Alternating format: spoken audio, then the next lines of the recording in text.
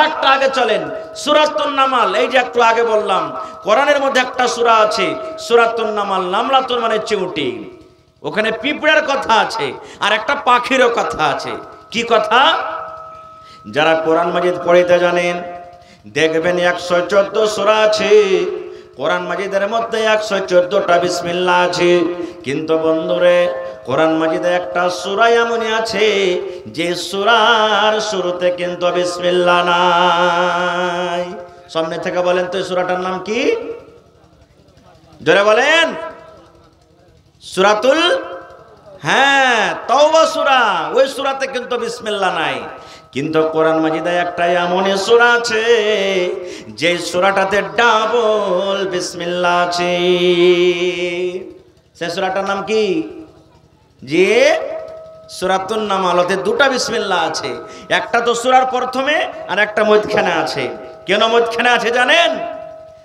হযরত সুলাইমান আলাইহিস সালাম একজন নবী, খুব বড় নবী। কত বড় নবী ছিলেন জানেন? সমস্ত জিন তার কবজাতে ছিল। জিন দুনিয়াতে যত দেখছেন, এখন যদি কোনো মা খালা ভাইয়ের কাছে একটা দুটা জিন থেকে যায় তো বড় করবে যায়, হয় না? সব দুনিয়া আখিরাতের কথা কয়ে দেয়। হযরত সুলাইমান আলাইহিস সালাম এত বড় লোক, এত বড় নবী, সমস্ত জিন তার কবজাতে ছিল। এবং দুনিয়াতে যত পক্ষকালী, সমস্ত পক্ষকালীর ভাষা জানতে পারতেন। এই ছাগল ম্যাঁ করে ভেবাই ভেবাই না, মুরগা কুকড়ো কুক এই যে করে, নিজের ভাষাতে মুরগা কি বললে সুলাইমান নবী জানতে পারতেন। এই যে পাখিকে দেখবেন কুচুর মুচুর কুচুর মুচুর কুচুর মুচুর করে বলে, আমরা তা বুঝতে পারি না, তো ধ্যানও দিনে, তো সুলাইমান নবী জানতে পারতেন যে পাখি কি। পিঁপড়া যে রাস্তা দিয়ে হাঁটছে, সাপ চলছে, সাপ কোন ভাষাতে কথা বলছে সুলাইমান নবী জানতে পারতেন। আল্লাহ তাবারাক ওয়া তাআলা তাকে একটা মুজিজা দান করেছিলেন। দেখবেন সূরাতুন নামল খুলে পেয়ে নেবেন। তো সুলাইমান নবী একদিন লাই লস্কর, হাতি ঘোড়া সবকে নিয়ে রাস্তাতে হেঁটে চলে যাচ্ছেন। হাঁটতে হাঁটতে সুবহানাল্লাহ। আচ্ছা আপনারা বলেন তো, রাস্তা দিয়ে যখন আমরা হাঁটছি তো রাস্তাকে পিঁপড়া বেঁচে চলছি? এই পিঁপড়া মার্ডার হয়ে যাবে রে, গাড়ি ঘোড়া ভালো করে দেখে চল। না মানুষজন, বকরি, ছাগল, মুরগা মুরগি দেখে চলছে? পিঁপড়া দেখে চলছি যে ভাই? দেখি না। গাড়ির তলে থাকলো কি না থাকলো কি, ছোট মোটো আমরা জিনিস দেখি না। এরকমই সুলাইমান নবী রাস্তাতে হেঁটে চলেছেন, আর পিঁপড়ার দল, পিঁপড়ার জামাত রাস্তাতে কিন্তু ওরা আছে। এবারে পিঁপড়াদের মধ্যে যেটা মালিক, আমাদের গ্রামে সমাজে যেমন একটা মোড়ল থাকে, সর্দার থাকে, মুখিয়া থাকে, মেম্বার থাকে, এই মতো পিঁপড়ার একটা নেতা আছে, পিঁপড়ার একটা মালিক আছে, যাকে মোড়লই মনে করেন, মোড়ল আছে। এবার ওই পিঁপড়ার মোড়লটা অন্য পিঁপড়াকে বলছেন কি, রে পিঁপড়ার দল, তোমরা নিজের নিজের জানকে যদি বাঁচাতে চাও, তাড়াতাড়ি করে তোমরা নিজের নিজের খালের ভিতরে ঢুকে যাও। তোমরা নিজের নিজের খালের ভিতরে ঢুকে যাও। কেন ঢুকে যাও? এই দেখো সুলাইমান নবী এবং তার সাথে যত ফৌজ আছে, যত লস্কর আছে, ওই ফৌজ রাস্তা ভরা মানুষ রাস্তাতে হেঁটে চলে আসে। যদি তোমরা খালের ভেতরে না ঢুকো, তাহলে সুলাইমান নবী এবং তার কম যে আছেন বেখেয়ালিয়াতি থাকবেন। আমার পায়ের তলে কি আছে না আছে আমরা ছোট মনে করে কেয়ার করবেন না। রাস্তাতে হেঁটে যাবেন, তাদের পায়ের তলাতে আমরা চলে আসব। আর পায়ের তলাতে আসতে গেলে আমরা কুচলে মরে যাব, দেবে যাব, আমার যে জান বের হয়ে যাবে। এই জন্য তোমরা কি করো, তাড়াতাড়ি করে জান বাঁচাবো বলে নিজের খালে তোমরা ঢুকে যাও। আল্লাহর কোরআন বলছেন, পিঁপড়া বলছে তোমরা জান বাঁচাতে চাও, তাড়াতাড়ি করে খালে ঢুকে দাও। সুলাইমান নবী মুচকি মেরে হাসলেন। হাসা পর নিজের ফৌজকে বলছেন, এই আগে বাড়বে না কেউ, এখানে দাঁড় হয়ে যাও, আর দরকার নেই, আগে বাড়তে হবে না।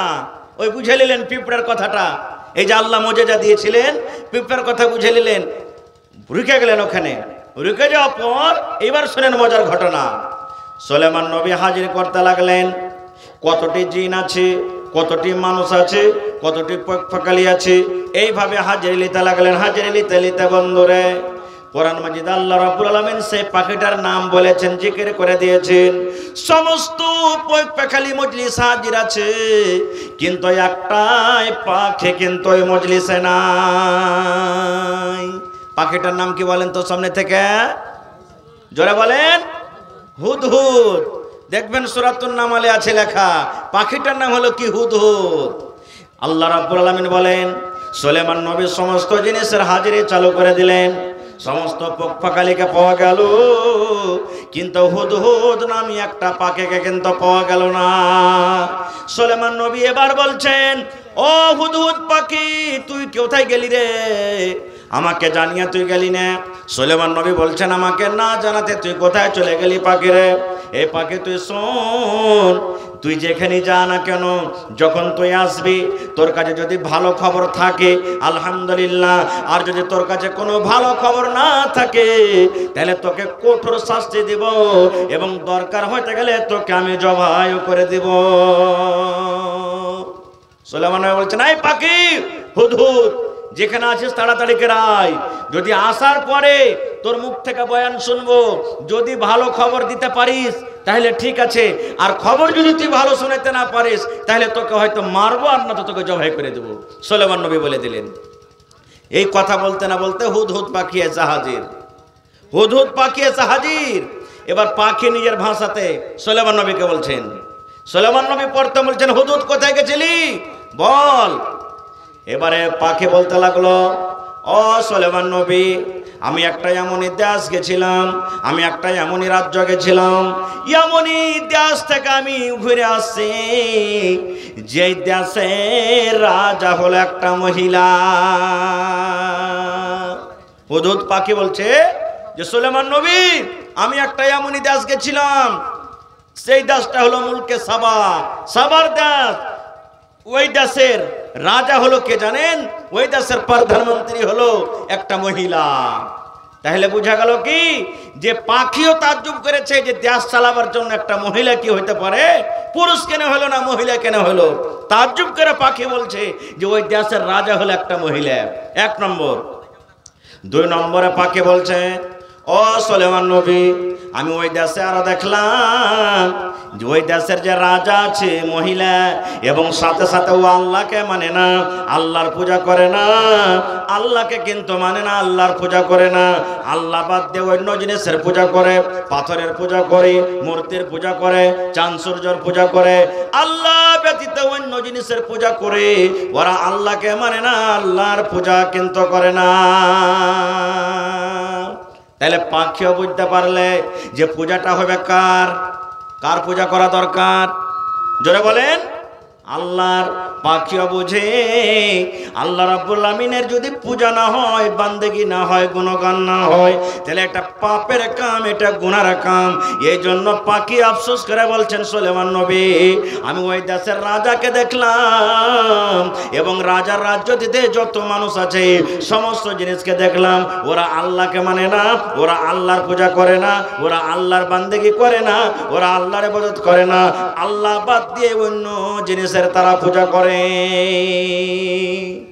সুলেমান নবী কথা শোনা পরতন বলছেন, পাখি, এই হুদহুদ, তুই সত্য কথা বলছিস তো? না তো হ্যাঁ, আমি বলছি সত্য কথা। সুলেমান নবী বলছেন, ঠিক আছে, এখনই প্রমাণ হয়ে যাবে তুই সত্য বলছিস কি মিথ্যা বলছিস। সুলেমান নবী একটা চিঠি লিখতে লাগলেন, ইন্নাহু মিন সুলাইমানা ওয়া ইন্নাহু বিসমিল্লাহির রহমানির রহিম। এই দেখেন, সর্বপ্রথম বিসমিল্লাহির রহমানির রহিম বলে সুলেমান নবী চিঠি লিখতে শুরু করে দিয়েছেন। এই জন্য লিখতে বসবেন, পড়িতে বসবেন, গোটা বিসমিল্লাহির রহমানির রহিম আপনাকে পড়িতে হবে। আর যখন লেখাপড়া বাদ দিয়ে দুনিয়ার কোনো কাম করবেন, শুধু বিসমিল্লাহ। ওযু করতে বসবেন, শুধু বিসমিল্লাহ। গরু জবাই করবেন, বিসমিল্লাহ। মুরগি জবাই করবেন, বিসমিল্লাহ। খাইতে বসবেন, বিসমিল্লাহ। ভাত তুলে দিবেন, বিসমিল্লাহ। মায়েরা খালারা বাচ্চাকে দুধ পান করাবে, বিসমিল্লাহ। দুনিয়ার যত কাম আছে শুধু বিসমিল্লাহ। এবং যখন লেখাপড়া করতে বসবেন তখন গোটা বিসমিল্লাহির রহমানির রহিম পড়িতে হবে, গোটা বিসমিল্লাহির রহমানির রহিম পড়িতে হবে। আল্লাহুস সামাদ। এবারে সুলেমান নবী চিঠি লিখলেন। চিঠি লেখার পর পাখিকে দিয়ে দিলেন, পাখি যাও, তুমি নিয়ে চলে যাও। পাখি নিজের ডানাতে ওই চিঠিখানটা দেবে কিংবা মুখে নিয়ে এলেন চচি। এবার পাখি উড়তে উড়তে উড়তে উড়তে উড়তে উড়তে সুলেমান নবীর চিঠি নিয়ে চলে গেলেন কোথায়? মুলকে সাবা। ওখানে বাদশার পহরাদারি করার জন্য অনেক গেটম্যান, অনেক পহরাদার উজের নাজির সামান নিয়ে দাঁড় হয়ে আছে। কিন্তু ওরা তো বোঝে না পাখিটা কি কারণে এসেছে, কোন দেশ থেকে পাখি এলো, পাখির কাছে কি আছে। পাখি ওপর দিয়ে উড়তে উড়তে উড়তে উড়তে উড়তে দরজা দিয়ে কিংবা জানলা দিয়ে যে ঘরে বিবি বেলকেস ওই মুলকে সাবার রাজা যে ঘরে শুয়ে আছে, রানী যে ঘরে ঘুমিয়ে আছে, ওই ঘরে কিন্তু পাখি ঢুকে গেল। আর দেখছে ওই টাইমে ওই সময়তে ওই দেশের রানী যার নাম বিলকিস বয়ান করা হয়েছে, দুপুরের টাইমে হয়তো 2টার টাইম, 12টার টাইম, 1টার টাইমে ঘুমিয়ে আছে, তার বুকের উপরে চিঠিখান ফেলে দেওয়া হলো। পাখি পৌঁছে দিলে ওই চিঠি কার কাছে? মুলকে সাবার রানী যে রাজা ওখানকার, তার কাছে চিঠি পৌঁছে দিলে। সুবহানাল্লাহ। এবার আগে কি হলো আল্লাহ বাঁচিয়ে রাখে, ইনশাআল্লাহ আবার কোনোদিন বলবো। বলার উদ্দেশ্য হলো ভাই এই সুবহানাল্লাহ, দেখেন একটা পাখি কত বড় কাম করে দিলে। ও পাখি কত বড় আল্লাহ তাআলা তাকে জ্ঞান বুদ্ধি দান করেছে যে পাখি জানছে যে পূজা আল্লাহর হওয়া চাই, আল্লাহ ছাড়া অন্য কোনো মানুষের, অন্য কোনো জিনিসের পূজা করা হলো শিরক, হারাম। এই পাখি বুঝতো, কিন্তু আজকে আমরা মানুষ বুঝি না। ওই পাখি বুঝেছে দেশ চালার জন্য, গা চালার জন্য, পঞ্চায়েত চালার জন্য একটা মহিলার দরকার নেই, একটা পুরুষের দরকার আছে, কিন্তু আমরা মানুষে বুঝি না। আল্লাহুস সামাদ। ওই পাখি হযরত কাবিলকে দফন করার নিয়ম শিখিয়ে দিলে, কিন্তু আজকে আমরা মানুষ দফন কিভাবে করতে হবে আমরা মুসলমান জানি না। কয়টা মানুষ জানছি কবর কেন করে খুঁড়তে হবে? কয়টা মানুষ জানছি ভাই কবর যে খুঁড়তে হবে মানুষ মরতে গেলে? কয়টা মানুষ জানছি? কয়টা মানুষ আমরা জানছি যে জানাজার নামাজ কেমন করে পড়িতে হবে? কয়টা মানুষ আমরা জানছি দফন কেমন করে করতে হবে? কয়টা মানুষ আমরা জানছি যে গোসল কেমন করে মাইয়াতকে করাইতে হবে? ওই একটা গ্রামে 2টা 3টে 4টে এগোটাই লোক জানছি, তাছাড়া আমরা কিন্তু জানি না, আর শিখার আমরা চেষ্টা করি না। ভাইরে এই পূর্জা থামিয়ে দিয়েছে, আল্লাহ যদি বাঁচিয়ে রাখে ইনশাআল্লাহ। আর একটা পয়েন্ট থাকলো, আল্লাহ রব্বুল আলামিন যদি সময় দিতে পরে আপনাদের সামনে রাখবো। তবে ভাই আজকে হলো মসজিদের জালসা, আমার পরে আরো একজন যোগ্য আলিম আছেন, তারাও আপনারাকে শুনতে হবে। আল্লাহ তাবারাক ওয়া তাআলার রাসূল বলেছেন, মান বানা লিল্লাহি মসজিদান বানাল্লাহু লাহু বাইতান ফিল জান্নাহ। আল্লাহ রাসূল বলেছেন, হ্যাঁ আমার উম্মতের দল তোমরা শুনে নাও, যদি তোমরা আল্লাহ রাব্বুল আলামিনকে রাজি করার জন্য, আল্লাহকে সন্তুষ্ট করার জন্য আল্লাহর এখানে ইবাদতখানা মসজিদ যদি তোমরা বানাইতে পারো, আল্লাহ রাব্বুল আলামিন তোমার জন্য জান্নাতের ভিতরে এখন ঘর বানিয়ে দিবেন।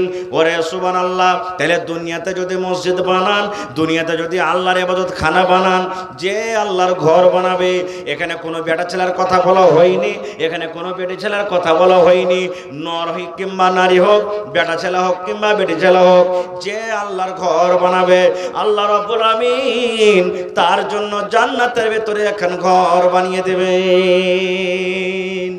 যে আল্লাহর জন্য ঘর বানাবেন, আল্লাহর ইবাদতখানা বানাবেন, আল্লাহ তাবারাক ওয়া তাআলা তার জন্য জান্নাতের ভিতরে একখানটা ঘর বানিয়ে দিবেন। আল্লাহুস সামাদ। ভাইরে এই মসজিদ একটা এত বড় ইবাদতখানা, মসজিদ আছে বলে মুসলমানের ইবাদতখানা আল্লাহ রাসূল সাল্লাল্লাহু আলাইহি সাল্লাম মসজিদ নিজের হাতে বানালছেন। মসজিদে নববী, নবীজি নিজে ইট দিয়েছেন, পাথর দিয়েছেন, সাহাবায়ে কেরাম দিয়েছেন। আল্লাহুস সামাদ। হযরত ইব্রাহিম আলাইহিস সালাম এবং তার ছেলে হযরত ইসমাঈল আলাইহিস সালাম, এই যে কাবা শরীফ আপনারা দেখতে পেয়েছেন, হাজী সাহেবরা হজ করতে গেছেন। আল্লাহুস সামাদ। সেই কাবা শরীফ বাপ বেটা, হযরত ইব্রাহিম আলাইহিস সালাম একজন নবী, হযরত ইসমাঈল আলাইহিস সালাম একজন নবী। হযরত ইব্রাহিম আলাইহিস সালাম ছিলেন কি মিস্ত্রি, হযরত ইসমাঈল আলাইহিস সালাম ছিলেন কি লেবার। বাপ বেটা মিলে ওই খানা কাবার তামির করেছেন, খানা কাবা নির্মাণ করেছেন। আল্লাহুস সামাদ। এই ধরনের অনেক কথা আছে ভাই আমার। দেখি আজকে এই মসজিদের জন্য বেশি আপনাদের সামনে নয়, দেখি কোনো আল্লাহর বান্দা এমন কেউ আছেন 1 কাঠা জমিন দান করতে পারবেন মসজিদে? 1 কাঠা কিংবা 1 ডেসিমিল জমিন দান করতে পারবেন মসজিদে? মসজিদে টাইলস লাগাইতে হবে, মসজিদের রং পেন্টের কাজ বাকি আছে, মসজিদের প্লাস্টারের কিছু কাজ বাকি আছে। দেখি কোন আল্লাহর বান্দা এমন কেউ আছেন, মাওলানা আমি 1 গাড়ি বালু দান করব। কেউ এমন আছেন, মাওলানা আমি 1000 ইট দান করব। কেউ এমন আছেন, মাওলানা আমি 50 বড়া সিমেন্ট দান করব। দেখি কোন আল্লাহর বান্দা আছেন।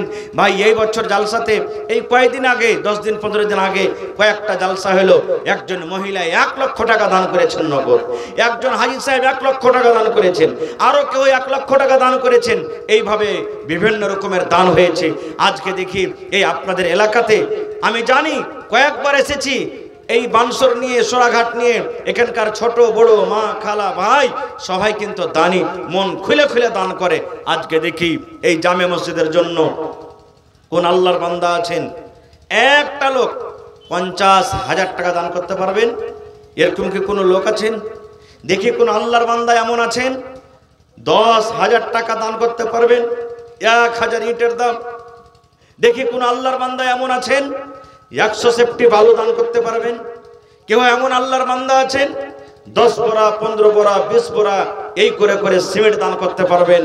এবং মায়েরা খালারাকে বলবো, এই আমার মায়েরা খালারা, আপনারা কমপক্ষে 1 বস্তা করে সিমেন্টের দাম দেন, 2 বস্তা করে সিমেন্টের দাম দেন। বাড়ি থেকে আপনার যে গহনাগালা আছে গহনাগালা দিয়ে পাঠান, কাঁসার বর্তন, থালি, বদনা, গিলাস যা আছে বাড়িতে, কানের, নাকের, পায়ের, হাতের আংটি, বালা যা আছে খুলে খুলে আল্লাহ রাহে আল্লাহর ঘরের জন্য দিয়ে পাঠান। কারণ আজকে আল্লাহকে দিতে বসেছেন, কোনো মানুষকে নয়। আজকে আল্লাহর ঘর বানাতে বসেছেন। আল্লাহ রাব্বুল আলামিন কত খুশি হবেন আজকে এই আপনাদের এই সোরাঘাট জংলার মা খালা ভাইদের পরে। আল্লাহ রাব্বুল আলামিন কত দয়া করবেন যে এই দেখো আমার বান্দারা কত ভালো, আজকে আমার ঘর নির্মাণ করতে বসেছে। আজকে নিজের